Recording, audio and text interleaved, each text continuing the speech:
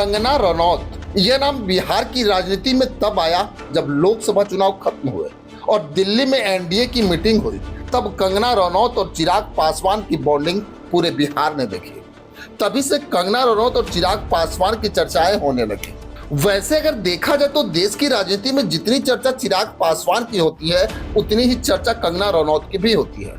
जहां चिराग पासवान अपने काम को लेकर चर्चा में रहते हैं, तो कंगना रनौत की चर्चा उनके बयानों से होती है। वैसे अगर देखें तो कंगना रनौत हमेशा से कांग्रेस के नेता राहुल गांधी पे ज्यादा हमलावर दिखती है। वहीं समय कंगना रनौत के एक बयान ने राजनीतिक जगत में सरगर्मी बढ़ा दी है। वैसे तो कंगना रनौत और चिराग पासवान की दोस्ती कोई राजनीति की मोहताज नहीं है। उनकी जोड़ी को लोग फिल्मों में भी देख चुके हैं, क्योंकि चिराग पासवान और कंगना रनौत फिल्म मिले ना मिले हम में साथ साथ काम भी कर चुके हैं। वैसे अगर देखें तो जब संसद भवन में दोनों साथ मिलते हैं तो उनकी जोड़ी अलग हो जाती है। वैसे तो कुछ दिन पहले सोशल मीडिया पे उनकी शादी की चर्चा भी जोरों पे थी।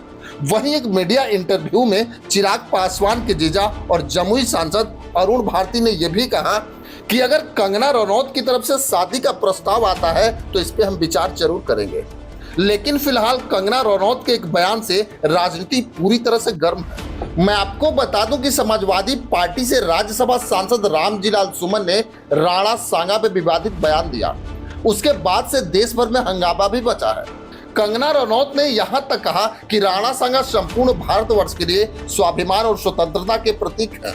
वह एक योद्धा है जिनकी वजह से आज हमारा वजूद है।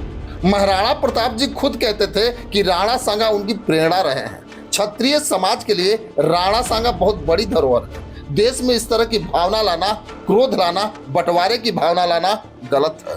कंगना रनौत ने तो यहां तक कहा कि यह कहीं नहीं लिखा कि राणा सांगा ने किसी प्रकार का देशद्रोह किया। उन्होंने कहा कि इसको लेके इतिहास में कहीं कुछ भी नहीं लिखा गया, तो ऐसी बातों का जिक्र नहीं होना चाहिए। कंगना रनौत ने कहा कि क्षत्रिय समाज ने देश के लिए बहुत खून दिया है और उसका मान रखना चाहिए। वैसे तो जब पत्रकार ने कंगना रनौत से पूछा क्या रामजीलाल सुमन को माफी मांगनी चाहिए, तो इस पे उन्होंने साफ इनकार कर दिया। इस पे कंगना रनौत ने कहा कि रामजीलाल सुमन की नाक दुनिया में कट गई है, उनका क्रेडिबिलिटी कुछ नहीं बचा। अगर वह माफी मांगेंगे भी तो कोई फर्क नहीं पड़ता, क्योंकि उन्होंने इतने बड़े योद्धा का अपमान किया है। लेकिन हम चाहते हैं कि हमारे योद्धा को पूरा सम्मान मिले। महाराणा प्रताप कहते थे कि हमारे लिए राणा सांगा रोल मॉडल है और हमारे लिए वह रोल मॉडल है, उनके नाम पे कोई कीचड़ नहीं होनी चाहिए। वैसे तो मैं आपको बताऊं कि रामजीलाल सुमन ने राज्यसभा में कहा था कि अगर मुसलमानों को बाबर का वंशज कहा जाता है तो हिंदू गद्दार राणा सांगा के वंशज होना चाहिए।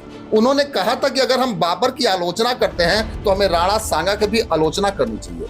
रामजीलाल सुमन ने कहा था कि भाजपा के लोगों का तकिया कलाम हो गया है, मुसलमानों में बाबर का डीएनए है, आखिर बाबर को कौन लाया। उन्होंने कहा था कि इब्राहिम लोधी को हराने के लिए बाबर को राणा सांगा हिंदुस्तान में लाए थे। अगर मुसलमान बाबर की औलाद है तो फिर तुम भी गद्दार हो, राणा सांगा की औलाद हो। खैर, रामजीलाल सुमन के इस बयान के बाद जिस तरह से कंगना रनौत ने उनका सटीक जवाब दिया है, उसमें आपकी क्या राय है हमें कमेंट बॉक्स में जरूर लिखेंगे। बस आज के लिए इतना ही, फिर मिलेंगे। जय हिंद।